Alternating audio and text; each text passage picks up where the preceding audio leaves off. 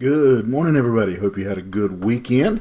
And glad to have you back here today. And if you would, again, I'm going to ask you to like, share, comment on the post. And if you would, that comment as we work our way here towards the end of the book of Acts, be interested if you have a question or a particular book or passage you might like to go through and to look at. I would love to hear that in the comments and consider that as we move out of the book of Acts. In the meantime, we will continue to move like molasses in January, slowly through the Roman court system. I think we see the courts haven't changed that much. You see often in the news court cases that seem to drag on, get delayed, put off, appealed, and go on for a while. They can't even get this one to court. They're still trying to figure out what to do with Paul.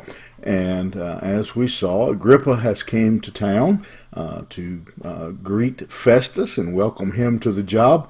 And he's told him the story of this man, Paul, who's been left behind by Felix in the jail, and now he's trying to figure out what to do with him.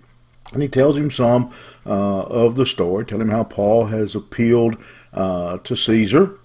And Agrippa tells him in verse 22, I'd like to hear him myself. Appreciate you telling me. I'd like to hear his own words, what he has to say.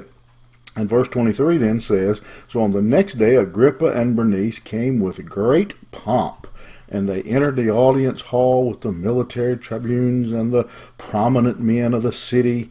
And then at the command of Festus, Paul the prisoner is brought in. We've got this great ceremony. We've got all the powers that be, and Agrippa's got out his biggest robe, and Bernice has got on her best dress, and they just make a huge show. And Festus then kind of convicts himself here when he says, King Agrippa and all those that are here, the Jews say this man shouldn't live any longer.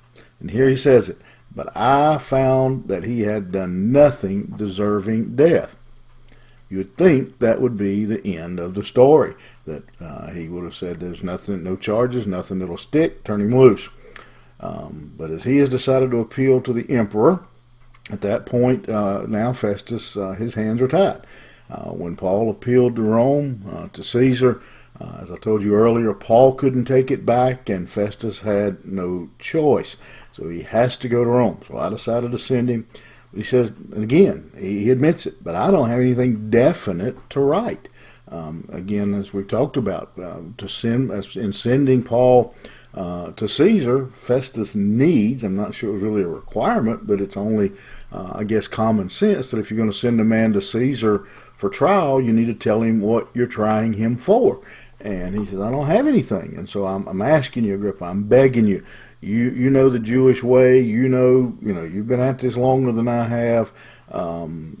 See if you can help me find something to charge him with. Help me to find some way that I can send him to Caesar and not look like a complete buffoon. When I send him this, he even says it again 3 times in these few verses. He admits his own guilt or bad decision making. It seems unreasonable to send a prisoner without charges. He says, here, I want you to try this man. What for? Oh, I don't know.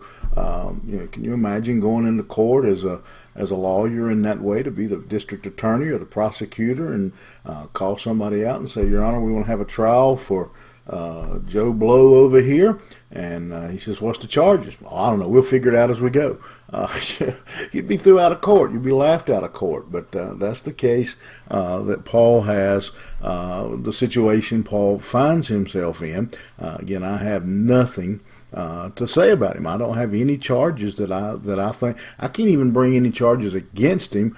Certainly don't think I have any that will stick. I can't even make any up just to play with. And so this is a bad situation. I want to point out something to you in this verse. That's kind of the story of what's going on. But one of the things that stuck out to me as I read this, I don't know if you caught it or not, but verse 23, when Agrippa and Bernice come into the room, they come in with great pomp, and the military tribunes and the prominent men of the city. That struck me a little bit as unusual. I'll remind you again, Bernice was Agrippa's sister. And again, the general opinion at the time was that they were having an incestuous affair, that they were living in sin. And yet, they still choose to come walking in with all the horns blowing and their finest robes, like everything is just just perfect with them. There's nothing going on here. We're going in here to a trial where we're going in here to try to help this man find some kind of charge to bring against Paul, even though he's already told us that he doesn't have anything. And so it's just, the background of what's going on here is just corruption at its finest. A man living with his sister, two leaders of the government trying to find charges to bring against a man, something they can think up, because they don't have any evidence, so they're just trying to think something up. The Jewish religious leaders, behind all of it, they're supposed to be the moral, godly men in their culture, and here they are, trying to get Paul executed. And when it was all said and done, all their decoration, all their horn blowing, everything doesn't change the truth. It just feeds their ego, just makes them happy, makes them feel proud. And as I think about that, I think about really in a lot of ways the church today. We get up and we put on our fine clothes and our suits and ties and dresses or whatever, maybe not suits and ties so much anymore, but we get dressed up and we go into the church, and we sing and we shake hands and we raise hands and carry on with the show all the time, knowing that underneath it's rotten, which is what was going on here.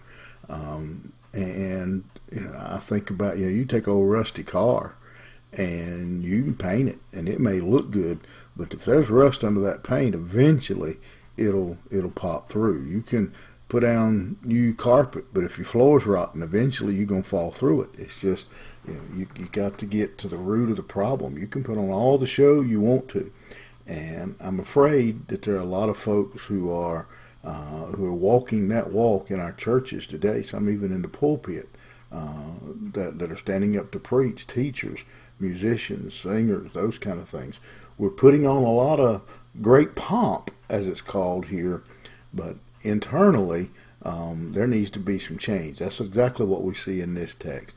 There was a lot of show and a lot of noise, but there wasn't any real truth to the charges. Let's be careful in our Christian walk that what's the show on the outside matches what's going on the inside. Let's be genuine. Let's be followers of Jesus Christ. Don't put on a show for the world to see. But remember, the Bible tells us God doesn't look at the outside anyway. He looks on the inside. Does the inside match the outside is the question of the day. Have a good one. We'll see you here tomorrow morning.